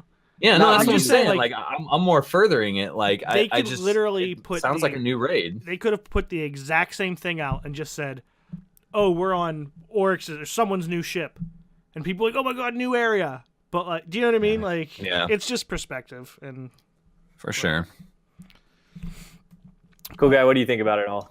Well, Deej replied to someone. They were talking about essentially, we have this and that. And then Deej replied, he says, essentially, he put it in quotations, these are raid lairs. So there's a part of me that thinks that there's going to be some people let down because everybody's like, it's kind of like a raid. But I think they're very specific in saying it's a raid lair. And their version is saying there's not going to be the same mechanics. It's going to be a little bit difficult. There's going to be some challenges. There's going to be a final boss. And we'll just see when we get there. Yeah. I'm pretty excited for it. And, this was executed a long time ago by Luke Smith and that team. Like they have this raid, right? They were doing that and they're probably working on the second raid right now. Like the raid team is working on the second raid. So like they've probably been working on that for a while and they've always had this section. And you know what would be really cool if each DLC, they kept adding another section to the Leviathan. There's like 5 things and then there's Callus. Like I'd be down with that. You just spend a whole day doing the Leviathan with your raid team. I think they did hint that it's going to be similar to that, right? Like each DLC is going to add like another layer, more things to that raid, and then you'll get a fully brand new raid later. Yeah, they for sure said that expansion 2 is going to add the second raid layer on the Leviathan. Which I wanted to say something about that because we know this one's going in the underbelly basically, and it's under not just like the underbelly where you get the chests and stuff. It's like under that, and so it's gonna have this whole different feel to it. But when they like kind of showcase it, you can kind of see in the background it did look like more industrial, not as clean and wiped down as the normal palace, raid. Yeah, because you were in a palace. Yeah, exactly. But what I wanted to say about that is since we know that the second expansion is bringing the second raid layer, and if you look at the icons when it's laid out, you have the main raid, and then on the left there was the first raid layer that we're getting, and it showed a symbol that looked like a head and then an underbelly, like that, and we're going to the underbelly in this one. The other one is flipped for the next one, and it's the big section is on top. And I was like, we've been wanting to go to the city, more of the city that's on top. Maybe the second part is going to be in the city. I'm like, we haven't even got the first expansion. I'm already, hypothesizing about the second. That's a good thought. But I noticed that immediately. I didn't think of that. That's good. It's good work, man. Yeah. Go cause a ruckus in the city. I'm down with that. Yeah. That sounds fun. Speaking of perspective, this came to me today. So if I told you and this is pretty much what's happening, but the game came out in September. whether you were talking Destiny 1 or 2. Next DLC, early December, correct? That was about the same timeline for Destiny 1. Mm-hmm. So they're bringing out this raid lair that isn't going to have much, it's not a full raid, blah, blah, blah, blah, blah. Expectations are tempered. We're just excited we're getting something. It's not a whole new raid, but it sounds like a lot, right? Yeah. So I'm saying to you that this is coming, and it's going to be a couple new encounters, a couple puzzles, whatever, and a final boss. Sounds great, right? So what if this was D1 and I said you're getting a brand new raid, and it was a couple encounters with a puzzle and a boss? Yeah. Do you know what I mean? Like I think it could be similar scope to Crota. But the difference is that we're getting a whole new playable area and all this other new PvE stuff on top of having the raid lair. And whereas with Crota's, I'm just comparing the Crotas to the raid lair. Yeah. As far as perspective, because everybody was so mad that Crota was just a big strike, quote unquote, and it wasn't a full raid. It was a shitty raid. Well, I mean, personally, like, I was okay with it. Like, it was glitchy, but you love that raid. I enjoyed doing it. I liked Crota too. So, yeah. So Good this times. time, tell me it doesn't sound similar in scope to Crota. There was only one boss. This in is Crota. their way of saying you're basically getting a Crota raid or whatever, like Kinda, a Crota. but if you don't say it's a brand new full raid, it's the expectations aren't there as much, right? I think there's like this cool factor of it being attached to the other raid. Like, I know some people are a little like, I don't know, it's like the same thing. But really, to me, it adds hype to it that we're adding on to this thing. And later on, we're going to be able to like go do the entire Leviathan, like go to all the different like in a row, do this like marathon of all the different sections, like one gigantic raid that's even bigger than what we have now. I don't know. To me, like, yes, I think people are going to be disappointed, I think is what you're looking at. Like, how crazy is Reddit going to get, No, I'm saying, like, I'm happy with it because last time they called, if they're similar in scope, which it sounds like they're going to be, last time they called it a raid and people were disappointed. This time, hey, we're just adding on to this raid, but it says new puzzles, new encounters, final boss.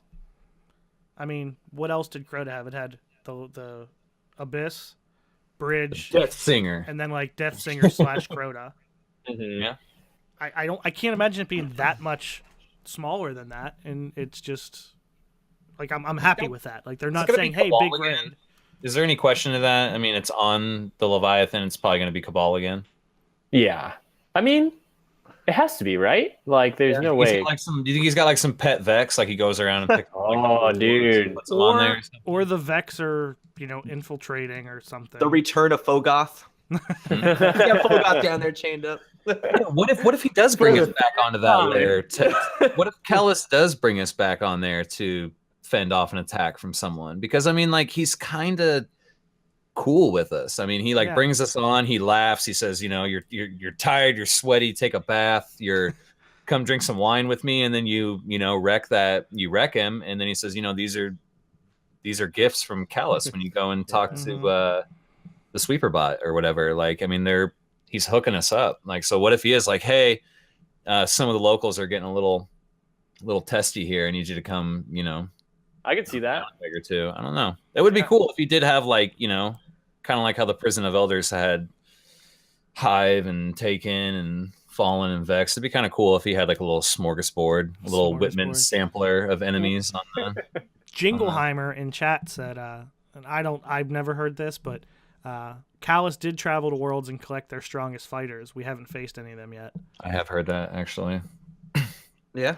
Yep. Where else would you keep fighters that you collect? Then in the underbelly, yeah. With the rest of my action figures in the underbelly. No, I'm really excited about it. It's sounds much more exciting than what I was thinking when they first said raid content, and we were like, I thought it was going to be the Infinite Force. I thought that was the raid-like content, honestly. Same. And for it to be this, I'm like, oh, this is awesome. We get all this stuff. This sounds great. The one thing I feel like is lacking for me is any information about PvP stuff that we were talking about earlier. Like, I had like this tiny bit of hope that maybe Rumble or Mayhem or something was gonna get announced, and we really haven't heard anything about. And they didn't say. And I thought that maybe they would show off like they would hint at if it was going to come anything PvP oriented, that they would say it for the next live stream that is new ways to play, that would be a new Crucible game type potentially that they would show off. But they didn't hint at that. They were just like, we're going to show you some of the Infinite Forest. We're going to show you some of this. Keep in mind how they officially announced private matches.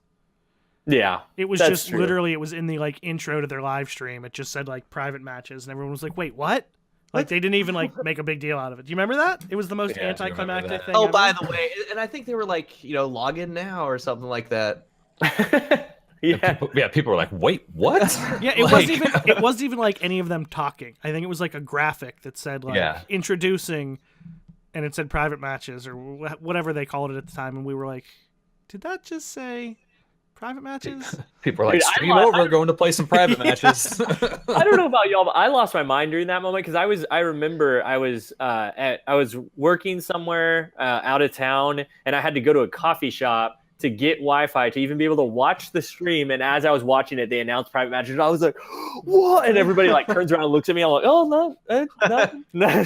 Double macchiato. It's cool, man. Yeah, it's too much coffee, man." That's cool. I think if they do talk about PvP, it'll obviously, because that's like a sandbox thing. Yeah. I think maybe they're just kind of holding their cards close. Y'all are elevating my hope right now. So I hope so, man. I mean, good. Like I'm just feel saying, like don't rule anything out. Yeah. And also with that tweet I was talking about earlier with John Minucci, like they haven't said anything about the sandbox, but we know it's coming, and he's kind of hinting and playing around with stuff, I feel like. So there's stuff coming, under the hood that we haven't seen yet. Well, I don't know that they'll we'll talk later. Well, that and Bungie in general, they're very good on if it's like if they can't give you a solid answer, they're not going to say anything. Yes. Period. Yes. So like even if to a fault sometimes. Yeah. Like that's the only like real transparency. Like it's like it either is or it isn't, and you can ask me all you want. We're thinking about it. It's probably coming, but you'll never know. I think we can all relate to. I think we can all relate to. Sometimes it's better to say nothing than the wrong thing. Oh yeah, it's my life. Oh yeah, sometimes. I do appreciate that about Bungie because people get their hopes up, et cetera, et cetera. Yeah. Like the raid Crota thing we were talking about earlier. Like they're much more precise with their wording. They didn't want to say giving you a new raid thing, Yeah. They're very I think if they talked about Crota like they talk about this, Crota would have been much less disappointing to people. Yeah. Because, in the terminology there was no differentiation between Vault of Glass and Crota. And in gameplay there was a hell of a lot of difference. Yeah. So really interesting. Well, we had the TWAB this week too, which didn't have that much information in it since, we got all this information from the stream. But we did have starting, this coming week, starting tomorrow, we have the Clarion Call, which is the double XP boost for this end of the season, basically. So we can go and get those bright engrams to get whatever emotes or shaders we are lacking since they're all going away. The lawnmower, the lawnmower. That's my favorite emote, man. I can't. Yeah, that's the best. It's cool when you've killed everybody, like in trials, and you're sitting there defusing it. You're just sitting there doing it. Cracks me up, That's a good one. Cranking it up. Yes, I can't wait to get some of that stuff. I need my 6-shooter for my hunter, man, on PC. You don't have it on PC. Not on PC. Yeah, I've been getting the shaft on PC. I got like every exotic ship and sparrow, but not like a single emote. Dang. Well, we've also got, other than that, at the same time, starting Tuesday, we're going to have Iron Banner come out again. And they didn't show any new gear, which I thought was interesting because, for Faction Rally, they showed like, hey, there's this other stuff in the loot pool, which makes me wonder, is it just all the same stuff for Iron Banner? Probably. Yeah. Probably. So not too long ago, they were talking about Season 2 Iron Banner with new stuff. They showed a couple different guns. And I think that it's going to be cut and dry. Just one more Season 1 Iron Banner. Get your pulse rifle. Be ready. Yeah. And I just need my hunter helmet, and then I'm good. Yeah. And then I think in the next season, it's actually a good system. Instead of just the token system, you can actually buy what you want next time, which is huge.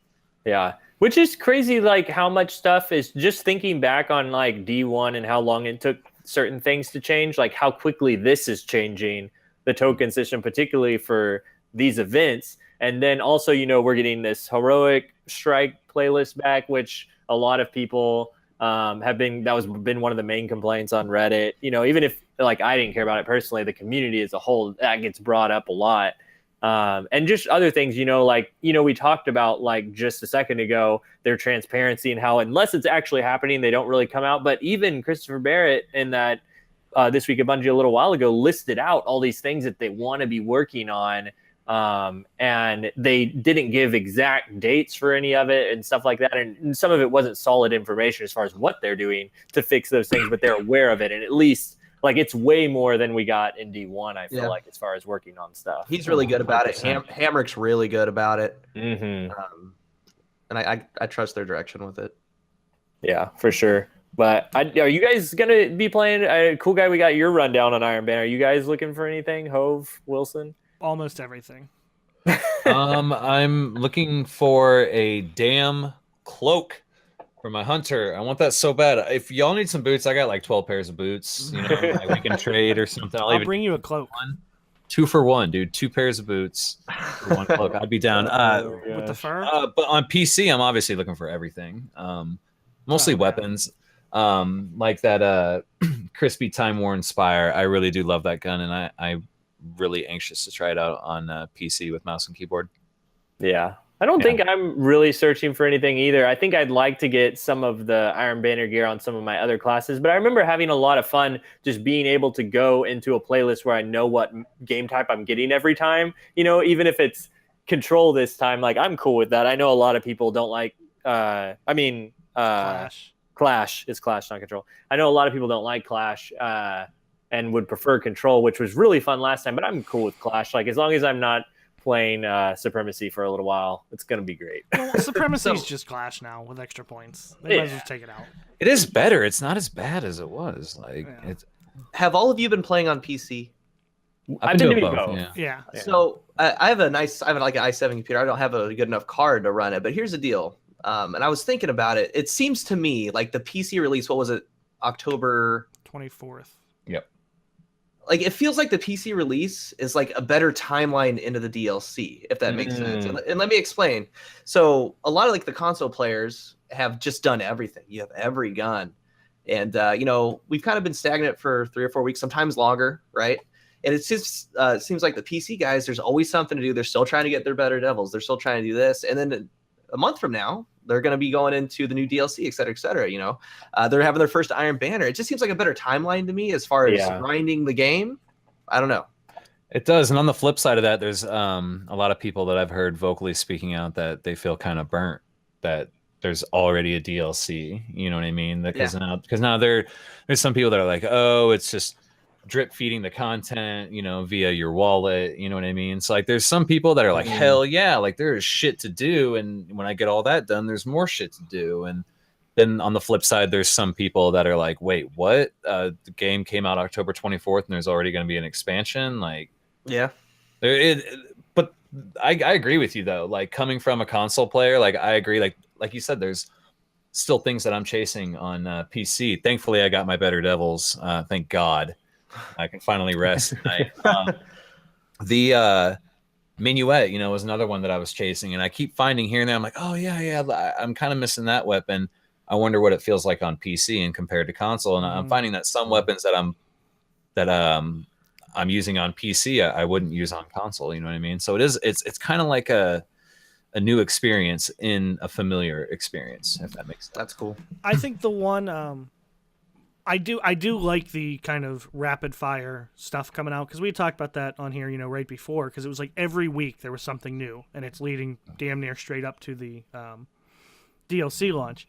And I guess it depends on what kind of player you are, because all of us were on a podcast, we play a lot, but even those of us, if for PC this is the only Iron Banner we're gonna get before the Iron Banner gear changes, right? Yeah. No, I don't think any of us have a full set. At least not on all our characters that we would want. Like we were just talking about the stuff we want to get. So for someone who maybe doesn't play it as much, at least for season 1, I feel like they're gonna miss out.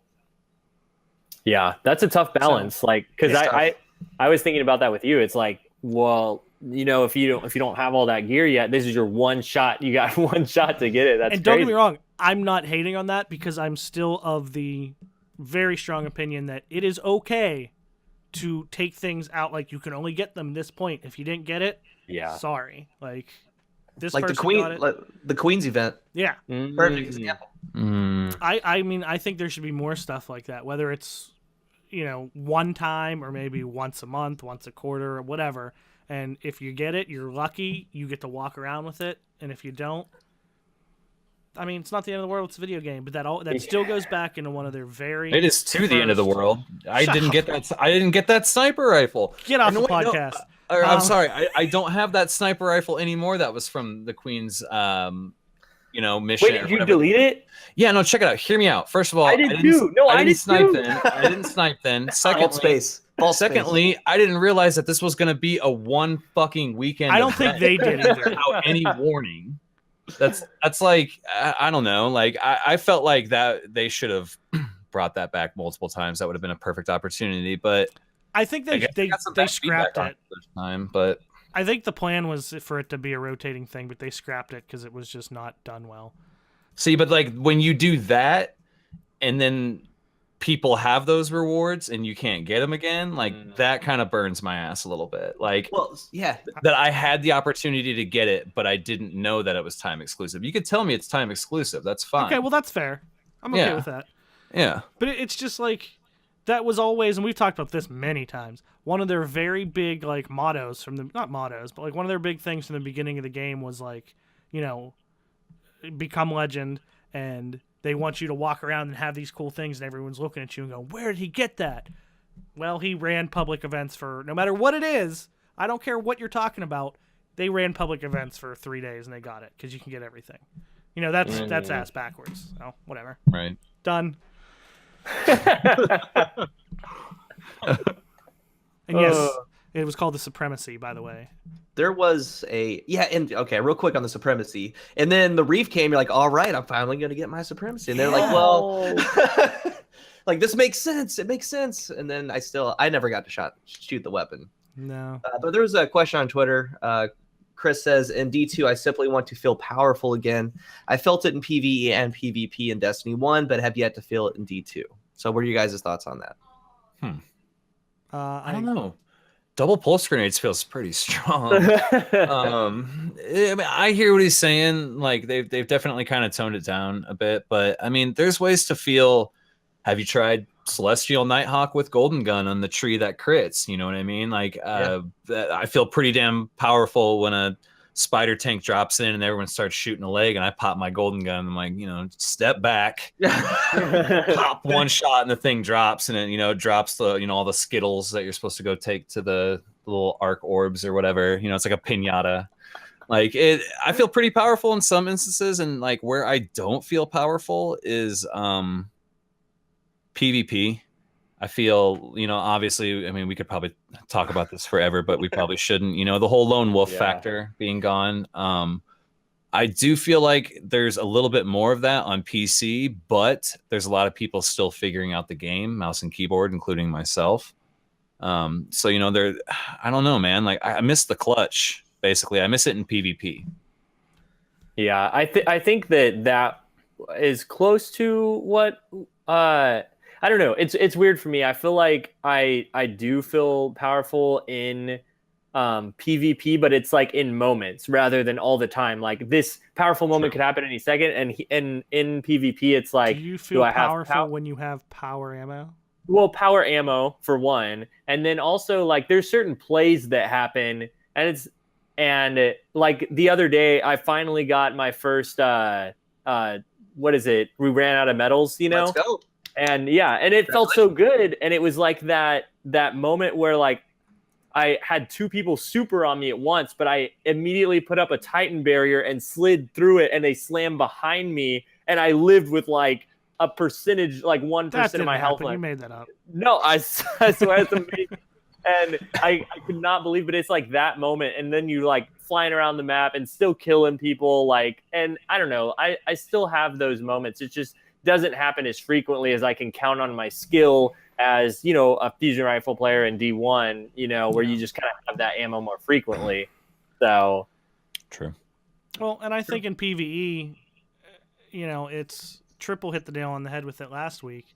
Whether it's good or bad for the game, that's a totally different discussion.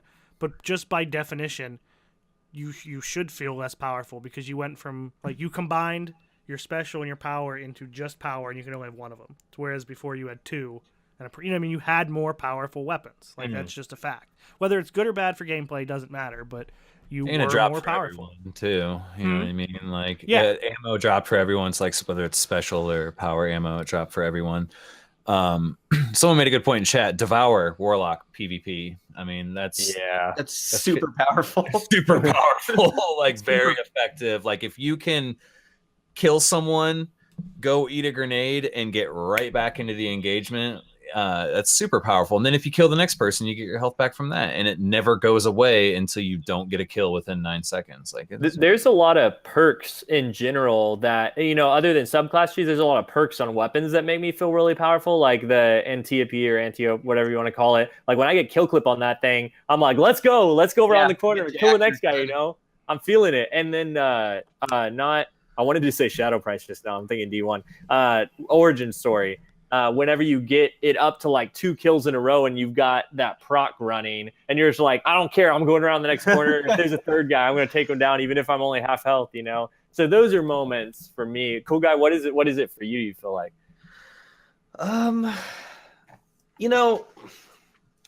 It's we had Gallarhorn. We had it's just the definition of like, are we talking like power creep? Are we talking like what does Dado and them say? Exotic. It's something I can't think of the word. Essentially, that the exotics aren't as exotic as Destiny 1 as far as power. Yeah. It's just a different experience. And I kind of wish stuff was a little bit more difficult. I don't know if you guys remember Destiny 1 when the game first came out. The only end game was Nightfall at that point. They hadn't released the Vault, and that Nightfall I still stand as like the hardest content in Destiny 1 because like. You were trying to get there, and when you got to the end, if you died, everyone went back to orbit. I was using blue guns, maybe like a legendary rocket, right? Man. And that's when people were starting to come out like, I prevailed, I got this Suros, this gun's awesome. Like, it's just different times, Now we're just blowing through stuff. We do the raid, it's good. We got all the weapons. If not, Hawthorne's got my back. Like, it's just different. It's just I want stuff to be that difficult though. Like that's like teamwork. Coming together, common goal. And, you see that in some of the raid encounter, you do this, I do that, and we come together. But I just wish it was a little bit more difficult. But that's just me. Yeah.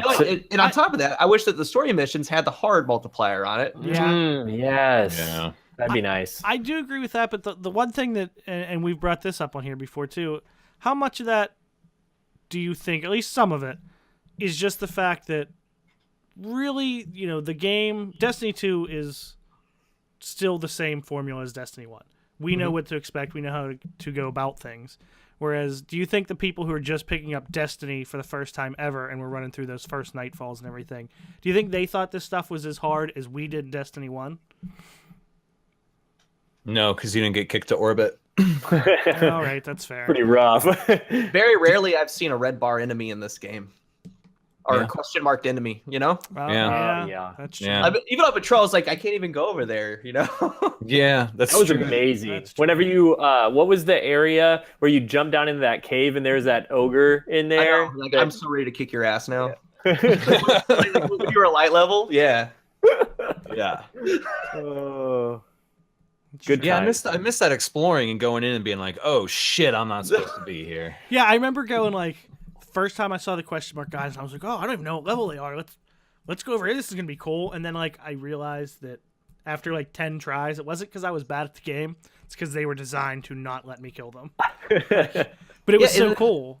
And it's that player progression too. I guess that's kind of my answer to that question earlier was taking that path because at some point at the end of the game, that same enemy you're two-shotting like at end game. Yeah. Like you kind of feel that you went from question marks to getting obliterated to two-shot. I'm like.